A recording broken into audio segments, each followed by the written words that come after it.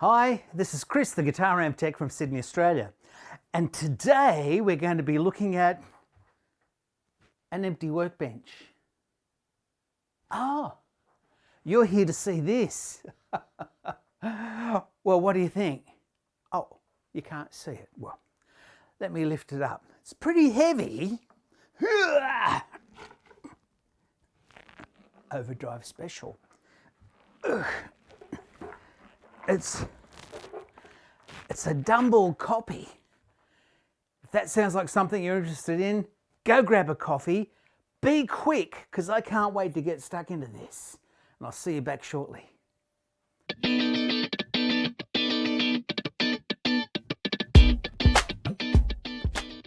Well, it looks very Dumble-y to me. Not that I've seen one close up. I've seen Robin Ford's Dumble on stage twice in Australia, once in the UK. It looks like his. I like that sort of Vox style grill cloth. The knobs, it looks very authentic. It's got a really cool suede covering on it. All right, what do we got? We got kindly provided some valves in there. Looks probably a complete set. And a couple of radial capacitors. I'm assuming these are what got blown up, so he's obviously had a look in here. So that's looking pretty good. Let's pull this out and see what lies in the chassis. The cabinet construction seems pretty good. Yeah, it's got the shielding at the top. It's got these annoyingly long screws, bolts that come through the handle, which stick out way too long, and when you're trying to withdraw the chassis it catches on there. So I'm going to have a look around and see if I've got any shorter screws which will still hold on to just as much of that captive nut. Not only do I have a very nice amp to work on, this is what the owner made me, an amp cradle. How cool is that? Yes, God, yes, I love it. I love it, Harley. Down. Should have got a cat. I've decided I'm going to dismantle it from this edge of the board, and just some of this wiring is pretty slack, just pretty untidy, and there's got this gungy looking hardened stuff there. Is it flux? Is it something melted off the board, some sort of lacquer? Don't know. I'll clean off what I can. Some of the wiring was pretty tacky.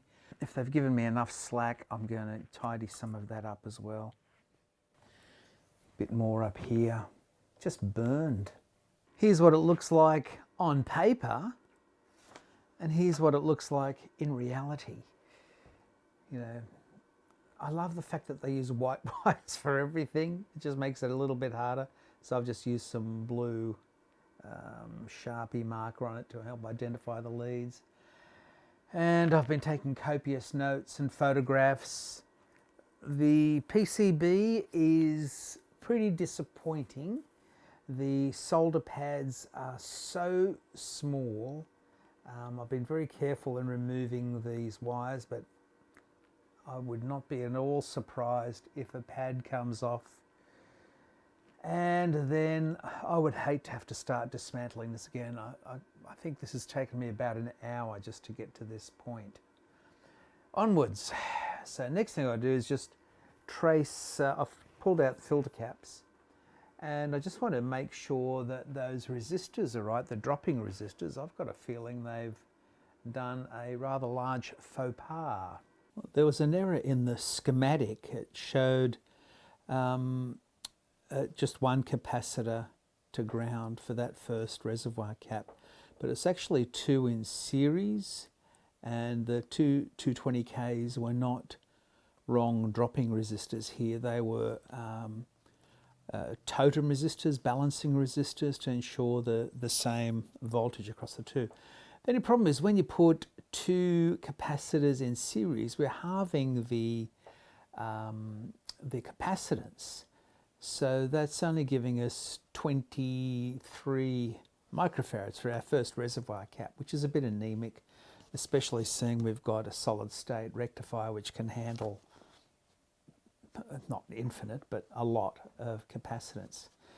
So I'm pretty confident that we're not going to be exceeding 500 volts across that first capacitor. So I don't know that we really need to have two of them in series. So I'm going to use one of these new mod caps, and I'll put in a 40 microfarad. So it's going to give us the same capacitance as what was shown in the original drawing, which was 47. And I'm pretty sure 500 volts will be adequate. So I'll put that in, and obviously I can't test anything now because everything's been pulled apart. So I'm just going to have to trust that that input voltage, that first voltage after the rectifier, is not going to, with no load, and by no load I mean with the EL484s out, we just got to make sure that that doesn't exceed 500 volts. If it does, well, got to do it again. I'm going to leave those two totem resistors in there, and they'll now just be acting as drain resistors. The two of them in series will give us 440k to ground, which will just help discharge this capacitor. And the ones following, when the power goes off, what I need to check is, does this center point go anywhere else where it's picking up half the voltage? I can't see why, but man, it wouldn't be the first time I've been caught out by something that you can't explain. Where is that point? Here it is. No, it doesn't. Good. So that's going to give it just a little bit more punch, because 22 is just a bit anemic for a solid state rectifier. We don't want that. I would have put in a larger capacitor. Actually, I would have preferred to have put in like an 80 microfarad cap, but it was just too big to fit into that spot. So I compromised with what the original design value was, which was 47. It's interesting, as you get to be more familiar with the circuit, you start to see flaws in the construction. It is hand wired. It's made in China. I can tell this because of the Chinese rating. It doesn't say made in anywhere on the chassis that I can see.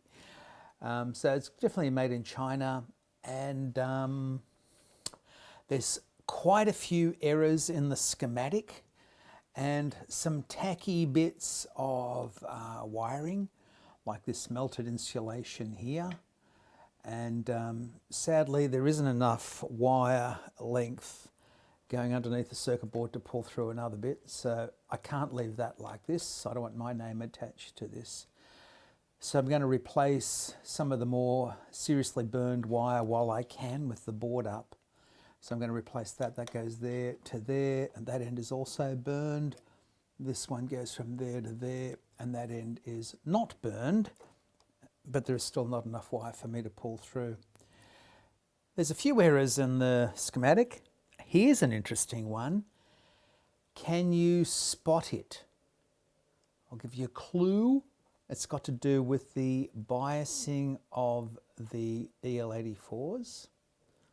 Give you another clue, and that is the amp fixed biased or cathode biased? Okay, let's have a look. So here, I'll take glasses off. Here are the cathodes. It shows them as being tied together, going through a 1 ohm resistor to ground. The 1 ohm resistor there is obviously going to be measuring the cathode current, but the voltage drop across that is going to be nowhere near enough to make this cathode more positive than the grid. In actual fact, another error here is that there's independent 1 ohm resistors from the cathodes to ground. Okay, that's better. Listen, we don't have to do an average, we'll have a specific value. Okay, so then that tells us that must be fixed bias. But let's just look at the control grid here. It's grounded. Now we'd see a grounded point here if it was cathode bias, but it's not, it's fixed bias. So that can't be ground. That has to be the bias voltage. So is there a bias voltage? The answer is yes, and there it is here. Once again, there's another error on the board. It shows there as being a 15K on the schematic. In actual fact, what's on the board is a 1 meg resistor. So I'm going to pull out the power tubes. Once I've got this whole board reassembled, which will take me another lifetime, before I apply power, I'm going to measure the voltages on the plates with no load of the EL84s, and that's just to double check that my assumption that no one's going to be powering EL84s at voltages approaching 500 volts, which is the limit of that capacitor that I've put in. And I also want to check what bias voltages are being applied here. For an EL84 with grounded cathodes, I would expect there to be something like -11 to -14, something like that at that point there. Let me correct this tacky wiring first. I'm really tempted to use a colour other than white. I've really got the shits with all the white leads going all over the place, and it's just such a waste of time to be tracing leads all the time. I think I will. I'm going to use different colour leads there. I know it's only one thing, but that'll help. I replaced some of the worst of the burned wiring. Another bit in there which I could have done, but not as bad as the rest. Next thing I'm going to try and do is get rid of this crap all over the circuit board. Some of it's flux, some of it's my flux, but some of it's just this other yucky stuff. So I'm going to try a couple of things. First, I'll just try a bit of isopropyl. Give that a bit of a run. See if that gets it off.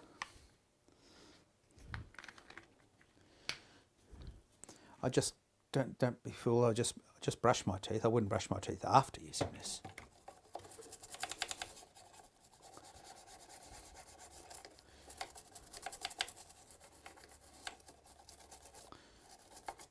Let's see how isopropyl does around here.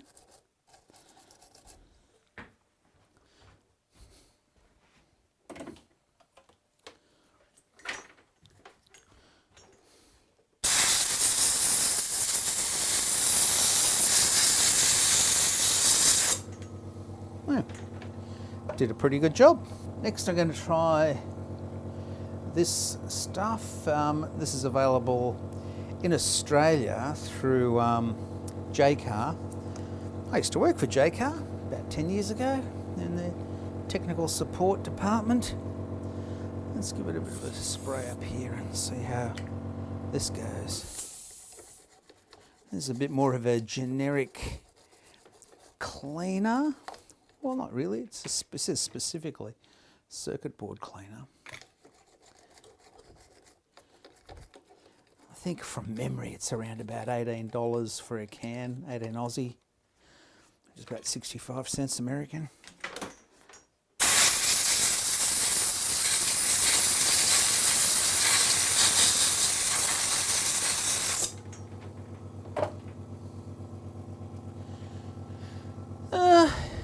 Yeah, look, that also did a good job removing it.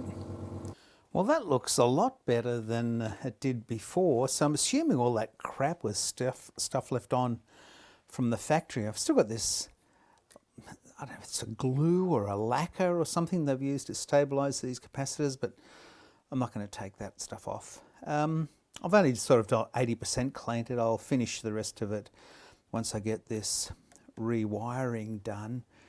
And yeah, not looking forward to that. So much room for error, it's not funny. Well, thanks to a pretty detailed map of where all the wires go and this error-rich schematic, I should be able to reassemble that PCB without too much problem at all. And yeah, it was pretty much problem-free. No time at all to put that back together again. Just, yeah, when a few wires snapped off because they were so short and so few strands, and the circuit diagram was wrong. I laughed for hours. One thing the owner said was that it had really ugly distortion. So one possible cause is that one of these power tubes is dyed. So let's just check them both. It's normally stabilized well before this. I mean, the tubes in themselves look fine. I can't see any signs of overheating, discoloration in the tube or even the glass, even the lettering. It still looks okay, actually. I'm pretty confident this will power up okay now. I replaced that capacitor, and it's a 500 volt capacitor, and I can't possibly see how an EL84 amp is going to come up anywhere near 500 volts. I found a broken wire here because these wires that they used are so shittily thin with only a few strands. One of them had come away but was still sitting in place, so I'm suspecting there may have been like an intermittent issue. I replaced some of the worst burned wiring. I've still got to clean off my marks. There were so many mistakes in the schematic that it's just a nightmare trying to trace where things go when you're looking for a component and it doesn't exist on the board. It is what it is. Likewise, these wires, normally I don't like leaving things like this untidily hanging out there. And look at this thing. I'm just not willing to bend these very fragile wires much more than I already have. So let's power it up and see what happens. I might just put this here so you can share the journey with me. Which one will we use? Let's go with this one. Okay, I'm going to measure on top of that capacitor, and we hope we never get to 500 volts. I can't see how it possibly can. Okay, so this is a 240 volt country, so I'll be going up to 240 volts on the main supply, so North Americans don't start breaking into a cold sweat too soon. Okay, this is 100 volts. What have we got? 184 on that capacitor. 120 volts. 230. Oh, I think I just heard two little clicks. I'm assuming that's our two relays here. And there's also a low voltage supply tucked in over there, which I also checked and is fine. 185 volts, 200 volts, 340, and this is unloaded as well. I haven't got those EL84s in, so this voltage will be sitting lower once we've got those in as well. Well, we've got 390 there. Well, it's still pretty high. 230, 236, 238,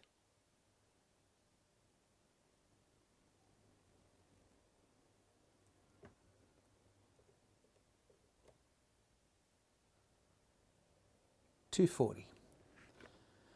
All right, so what do we have there? 420 volts. That's high for EL84s, but still well below our capacitor, so I'm comfortable that that's going to be all right. Let's just check our voltages on this EL84. So the screen is 417, plate is 420, grid is minus 22. Well, that looks very cold. Normally I'd be expecting to see minus 12, minus 14, something like that. Minus 22 over there as well. Plate 420. EL84, where are you? Here we go. Maximum ratings. Push-pull, this is what we've got here. Push-pull class AB. Plate supply voltage, 300 volts. So how do I drive this? Too many knobs, Mozart.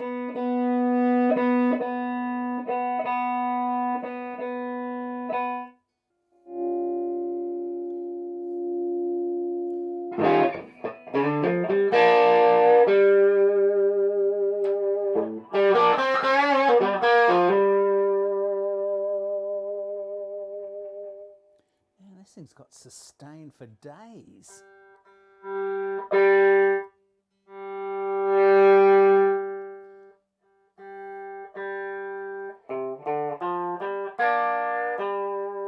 Well, it's sounding a bit cleaner.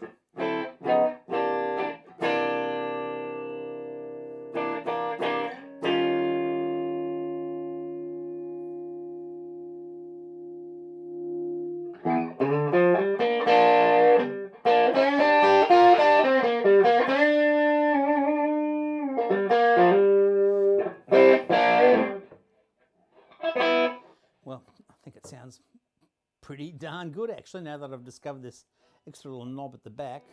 What's that one called? Overdrive trim.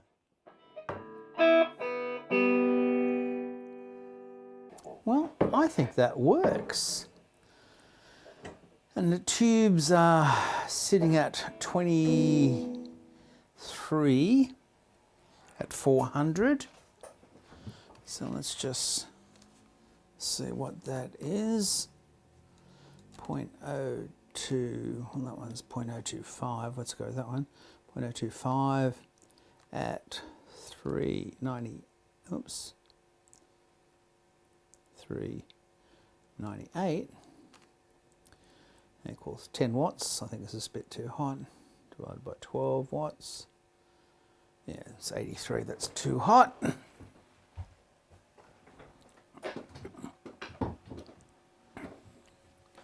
We're going to get that down to 18-ish.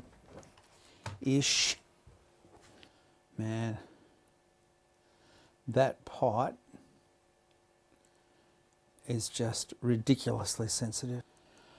While I've got this open, I'm going to give all these pots a bit of a spray out with deoxit, including the one at the back and including the little trim pot for bias.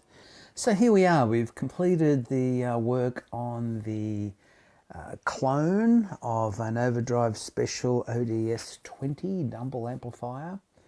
It's made in China, and because I don't know Dumbles, I've never seen one, never even seen a schematic for one before this, and I'm now skeptical that this is an accurate schematic. So anyway, what we did is we changed this capacitor because the other one had blown. And there was a couple of other minor issues. It's like, what was the cause of the massive distortion? Well, one of these lasers, I think it was this one here. Yeah, it was this one.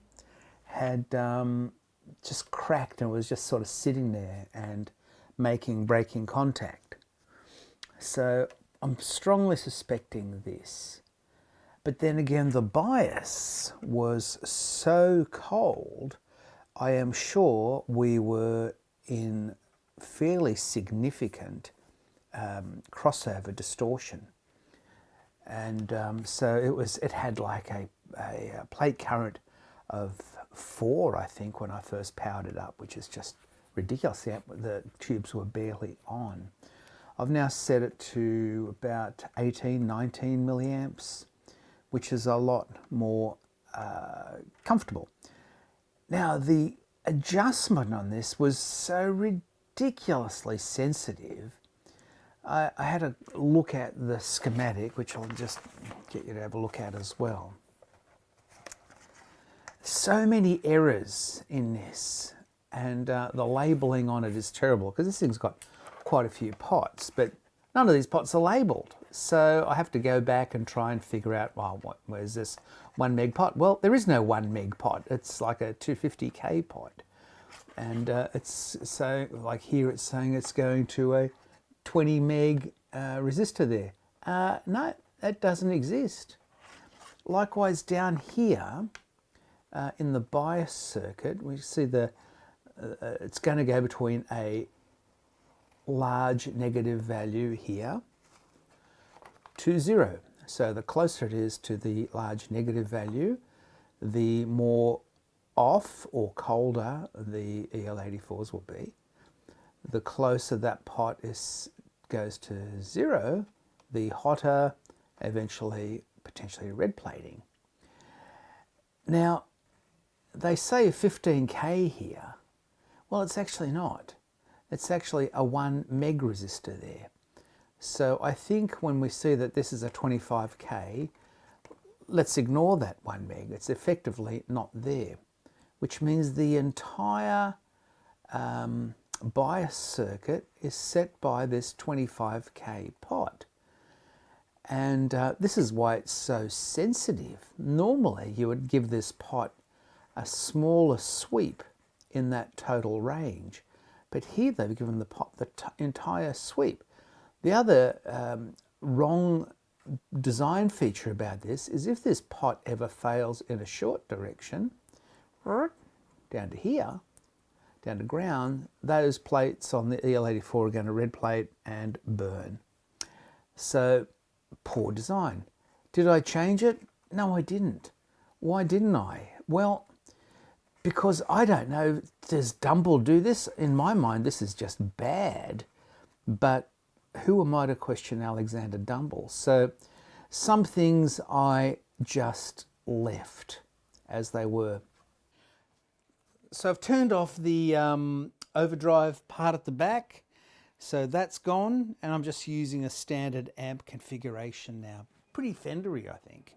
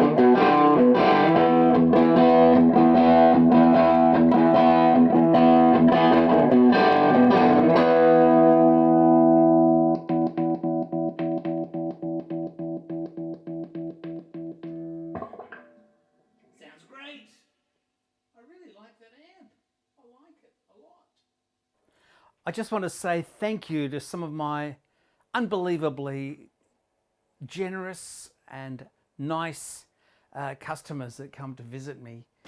The fellow who owns the Dumble clone was nice enough to make for me this amazing amp cradle, which I was using in the repair of his amp.